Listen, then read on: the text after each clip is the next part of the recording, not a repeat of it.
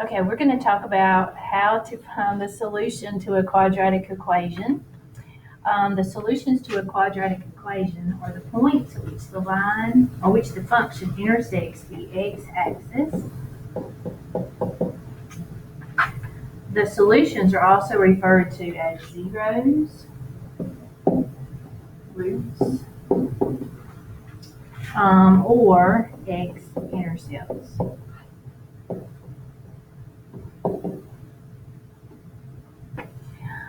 The number of solutions can be found if you have a graph by just looking at the graph.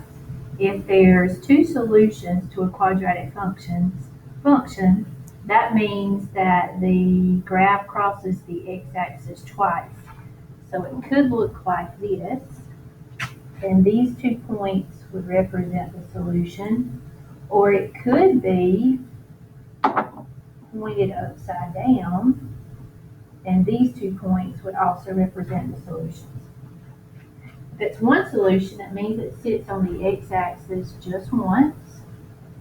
So in this case, that would be the solution. It could be pointed down, and that point would represent the solution.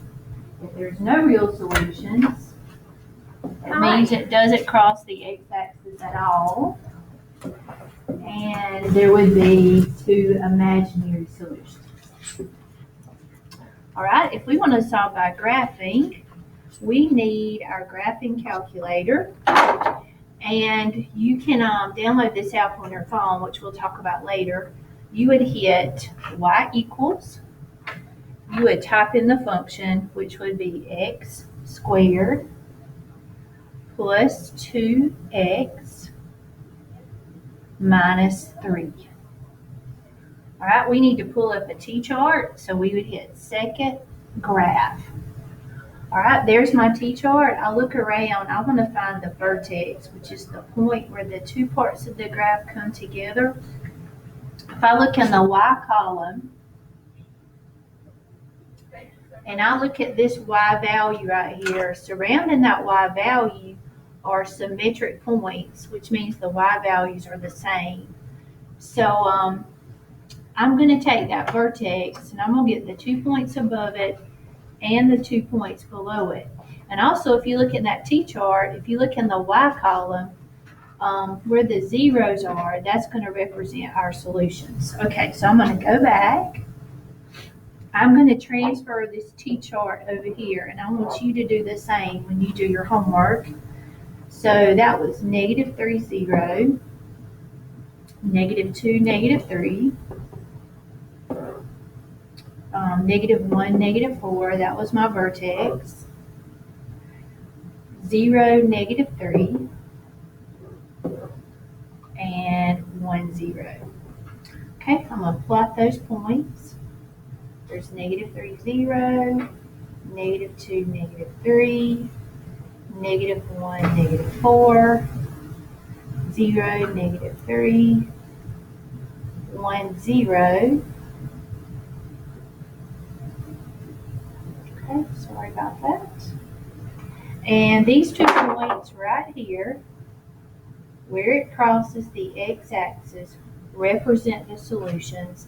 This was 1, 0. This point is negative 3, 0. So my solutions would be negative 3 and 1. All right, let's do number 2. I'll go back to my calculator. I will hit y equals. I'll hit clear. I'll punch in the function, which is negative x squared minus 10x minus 25.